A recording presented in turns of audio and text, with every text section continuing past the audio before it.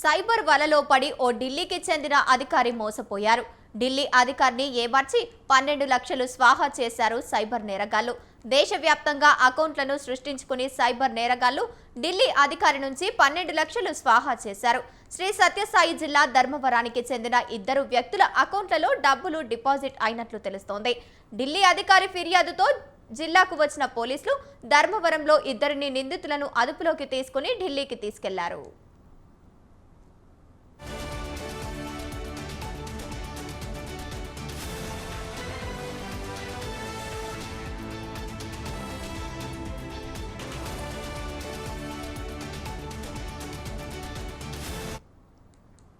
Cyber వలలో పడి ఓ ఢిల్లీకి చెందిన వ్యక్తి అధికారి మోసపోయారు.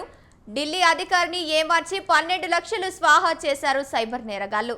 రైట్, ఇక ఇదే అంశానికి సంబంధించి పూర్తి సమాచారాన్ని మా కరెస్పాండెంట్ ఆర్కే సూర్య అందిస్తారు. సూర్య, చెప్పండి. సైబర్ నేరాల పట్ల పోలీసులు అటు మీడియా సంస్థలు అనేక వార్తల ద్వారా అవగాహన కల్పిస్తున్నా ప్రతిరోజు ఈ సైబర్ వలలో చిక్కుకొని డబ్బులు పోగొట్టుకుంటున్నారు అనేక మంది. ఈ నేరాల బారిన పడిన వాళ్ళలో కొందరు మాత్రమే పోలీసులకు ఫిర్యాదు చేయడానికి ముందుకు వస్తున్నారు. అనేక మంది పరువు పోతుందన్నట్టు వాళ్ళల్లో వాళ్ళే మదన పడుతూ ఉన్నారు.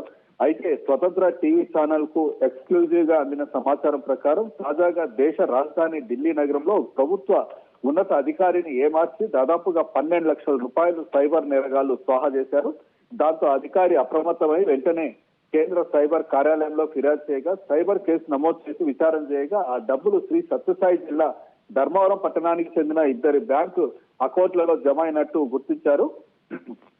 సాధారణంగా సైబర్ నేరగాళ్లు దేశవ్యాప్తంగా కొంతమందిని నియమించుకొని వారికి కమిషన్స్ ఆశ చూపించి ఇటువంటి అకౌంట్లను సృష్టించుకొని లావాదేవీలు జరుపుతుంటారు. అందులో భాగంగా ఢిల్లీ అధికారిని సైబర్ నేరస్తులు మోసం చేసి 12 లక్షల రూపాయలు ధర్మవరంకు చెందిన ఇద్దరు వ్యక్తుల ఖాతాల్లో జమ చేసినట్టు పక్కా సమాచారంతో సైబర్ పోలీసులు జిల్లాకు ఇచ్చేసి అత్యంత రహస్యంగా ధర్మవరంలోని ఆ ఇద్దరు నిందితులను అదుపులోకి తీసుకుని ఢిల్లీకి తీసుకెళ్లినట్టు సమాచారం.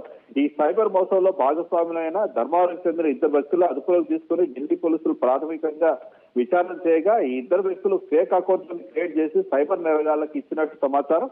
ఆ సైబర్ నేరగాళ్ల అమాయకులు మోసం చేసి వారి వద్ద నుంచి డబ్బులు లాగి ఈ ఇద్దరు అకౌంట్లు వేసి పక్కా ప్లాన్ తో ఆ డబ్బులు వారు మార్పిడి పద్ధతిలో మోసం చేస్తున్నట్టు తెలిసింది. ఇలా ఇప్పటికే కోట్లలో లావాదేవీలు జరిగినట్టు ప్రాథమికంగా తెలుస్తోంది.